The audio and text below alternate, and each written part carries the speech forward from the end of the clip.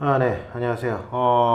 요 기사 관련해서 조금 이야기를 나눠볼까 합니다. 요 CBS 박재홍의 한판 승부라는 프로그램에서 요 변재원 작가님이 출연하셔서 이 이야기를 나눈 내용인데, 이게 전반적으로 이 변재원 작가님도 장애를 가지고 계시고 또 장애 관련해서 여러 가지 활동들을 하고 계시는데, 여기에 이제 이번 주호민 씨 특수교사 관련된 사건도 언급을 하고 계세요. 그래서 이제 저도 최대한 이런 얘기를 할 때 주호민 씨 자체에 대한 개인적인 비난이나 이런 쪽은 이제 언급하지 않고 사건 자체만 놓고 이제 말씀드리려고 하는 쪽인데, 여기에서 몇 가지 이제 조금 다른 내용들이 많은데, 이제 일단은 전반적으로 좋은 말씀 많이 하시는데, 일단은 요 발달장애 이번 주호민 사건 관련된 내용만 조금 이야기를 나눠보도록 하겠습니다. 지금 여기 요 분이 질문을 하시죠. 지금 이 사건에 대해서 발달장애인 교육 문제 이거에 대해서 이제 주호민 씨 사건 비롯해가지고 어떻게 보고 계십니까? 라고 했더니 이제 어려운 문제라고 해서 쭉 길게 말씀을 하시는데,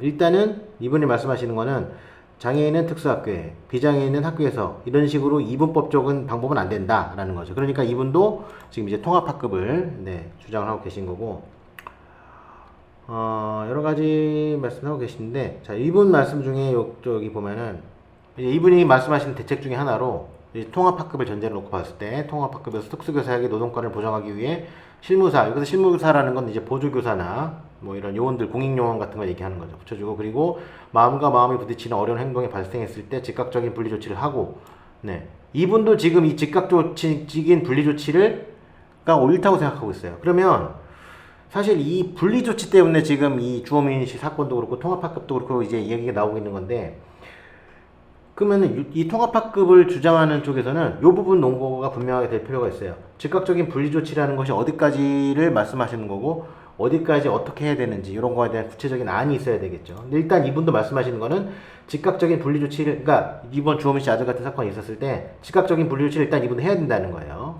이런 뭐 심적인 트라우마 지원해야 될지 해야 된다는 건데, 그럼 이렇게 따지면 이 변재원 작가님 기준에서는 이 주호민 씨가 이 즉각적인 분리 조치에 대해서 불만을 가지고 고소까지 이어진 거니까 그 두 분 사이에는 이게 지금 일치되는 의견 아니다라고 볼 수가 또 있겠죠. 그리고 여기 진중권 교수님이 이제 여기도 이제 출연을 하시는데, 자, 여기서 또 말씀하시는 것 중에 보아야 될 게, 양쪽 다 상처를 받는데, 이제 주호민 씨하고 특수교사 한쪽을 악마화하잖아요. 이쪽을 악마화하고 저런 일이 있다 그러면 저쪽을 악마화하고, 주호민 작가 같은 경우도 얘기 들어보니까 다니는 학교에 또 다른 학부모들이 반대하고 장애인이 거기 다니는 걸 반대하고 이런 일을 겪기도 했다고 하더라고요. 그러니까 이거는 지금 이 사실을 잘 모르고 하시는 말씀이죠. 그러니까 얼마 전에 제가 다른 영상으로도 올리기도 했지만, 주호민 씨 측에서 해당 특수교사를 고소해서 직위해제된 상태에서 공석이 되니까 그 상태에서 그 아이를 학교를 다른 선생으로 교체하고 다니기 위해서 증서를 요청한 거거든요. 이제 그 부모연대와 같이. 그러니까 그 과정에서 이 학부모들이 반대를 한 거예요. 그래서 이 반대를 한 건데, 이 반대를 한 상태에서 사실 이게 님비인지 아니면 단순히 주호민 씨 사건, 주호민 씨만 반대하는 건지는 또 사실 확인을 해봐야 돼요. 근데 지금 이것도 장애인이 거기 다니는 걸 반대하고 이런 일을 겪기도 했다고 그러더라고요. 확실하지 않게 말씀하시긴 하는데 이거는 지금 맞는 얘기는 아닙니다. 특수교사가 감당하기에는 너무 많은 아이들이 있었고, 그리고 분반이 필요한데도 그 분반이 진행되지 않았던 사안들.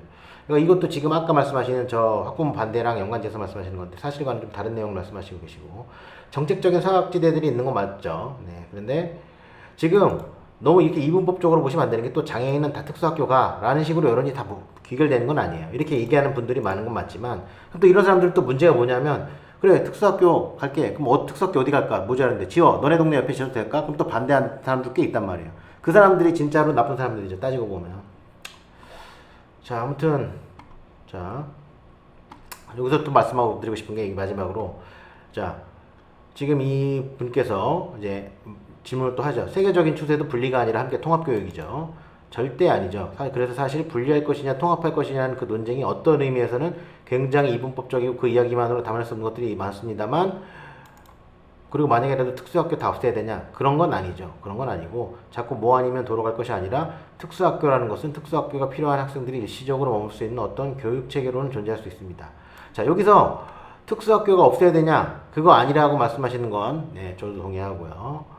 뭐로 가냐, 도로 가느냐라는 건 사실, 이거는 지금 주제가 바뀐 게, 이게, 이 발달장애 부모들과 국가, 정부, 뭐 교육부 이런 데서 얘기를 나눠야 되는데, 다른 그 밖에 사람들이 얘기하는 비장애인이 다수라더라도, 그거에 너무 의식하실 필요는 없어요, 제가 봤을 때는.